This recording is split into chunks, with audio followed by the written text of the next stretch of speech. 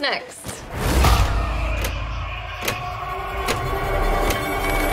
Carol is a 2024 supernatural horror movie, co-written and directed by Spencer Cohen and Anna Halberg. It was also written by Nicholas Adams. It stars Harriet Slater, Jacob Batalon, and Adane Bradley.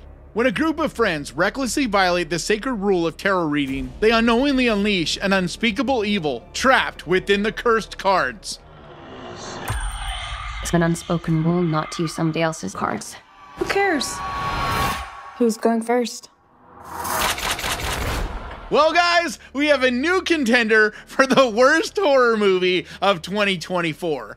And I am not exactly even sure it's close. Like, this movie is bad. I would have to really think on it for a minute to really decide what the worst right now is. But this is definitely up there with Night Swim and Imaginary. It's just not a good movie. And to be honest, I'm not surprised. I went into this kind of expecting this to not be great. It just, from the trailer, looked like your average PG-13, made for teens, no heart, no creativity, no soul, just slapped in theaters trying to make a quick buck.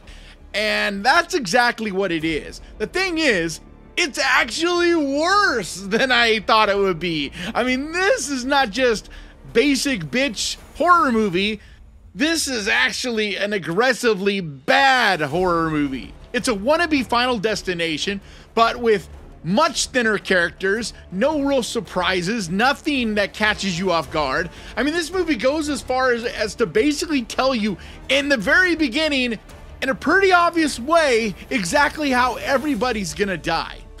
And I was mind blown. Like, I knew right away what they were doing. I'm like, well, so you're basically just flat out telling us? So this movie is made for people that have the mindset of maybe a 5 or 6 year old, but it's a PG-13. So I'm not really sure who the target audience is for this, because I don't really think even teenagers, even 13-year-olds would be entertained by this. I just think it's flat out boring, lifeless. The humor falls flat. There's no real decent scares. The gore is not great. It's full of CGI. All the monster creatures and kills and all that kind of stuff is just riddled with not quality CGI. It's just an embarrassment. And what is the deal with Sony? Why does Sony seem to constantly slap out just this half-baked garbage? Not just in the horror genre, but in comic book movies, just in general. Sony seems to be pumping out some of the worst movies in the last few years. And I mean, maybe if you're someone that has never really seen a horror movie, or you're scared really easily, then I could see maybe being entertained by this. But it just, to me anyway, it just felt like there was nothing in the even close to the realm of creativity here. And beyond all of that, the acting is not good either. I mean, these are a lot of really young actors, young in the business. I'm not trying to shit on them by any means, but they just are not believable. I'm not even gonna blame them exactly. Could be the script. Either way, they just feel very fake, phony. It all feels very CW, but even thin for CW standards. I mean, it's so bad. Just to give you an idea of what I'm talking about, that there's a scene in it where they're listening to a true crime podcast. And how hard would it be to go and get some really basic, very little known true crime podcast and be like, hey guys, we're gonna give you credit and $300 to let us use 10 seconds of your podcast in our movie? Like, how hard would that be? Like, I don't comprehend what they chose instead. They basically made their own podcast, and it's some of the worst, most cringy voiceover work that I've heard in a very long time. I mean, this has got to just be an intern basically, reading off some script. I mean, it's bad. It's really, really bad. Laughably bad. Definitely not anything of what a real true crime podcasts sound like. And I mean, it just blows my mind. Like, how cheap can you get? Like, how uncreative can you be? Like, what are the people involved with movies like this thinking? And there are so many plot holes, so many things that just don't make sense whatsoever. Like, just randomly having empty subway cars. Like, where can you find empty subway cars that you can just go run around in, running away from things and just like easily get inside? Like, where does that really exist? It's full of tropes, but ones that just don't even make sense, that don't look real.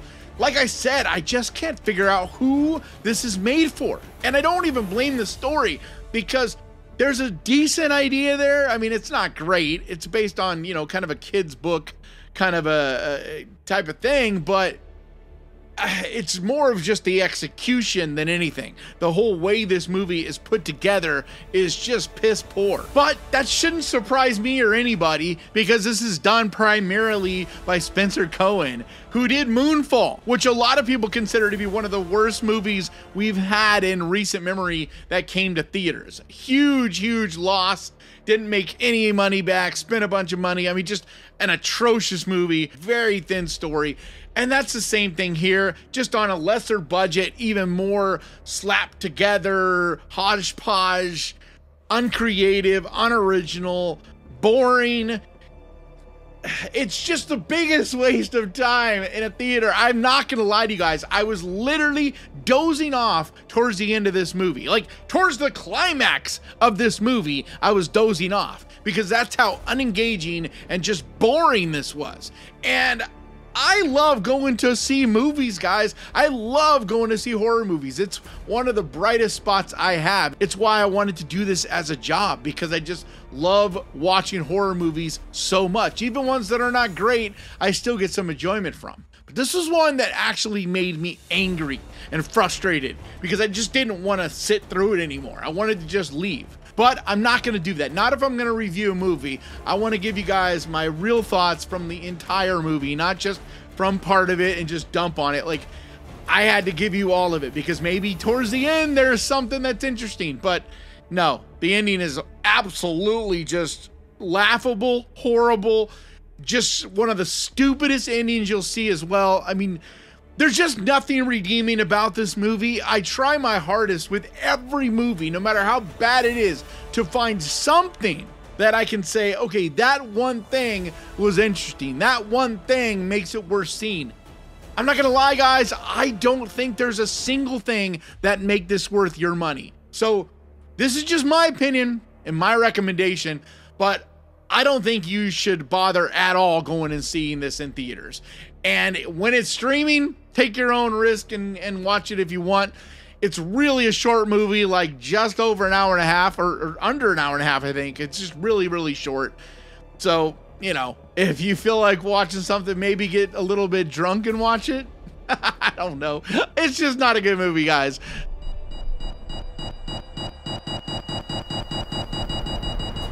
And with that, I want to give a huge, massive, enormous thank you to the Ghost Pirate crew, to you guys over on Patreon, and to the channel members over here. You guys mean so much to me. And if you would like to help support this channel over on Patreon, there's a link down in the description. Or you can become a channel member by hitting that button down there that says join. But like always, thank you so much for watching. Please crush that like button. And remember, guys, horror can be fun! And if you enjoyed this, click right here to watch me talk about another horror movie, and I'll see you guys next time!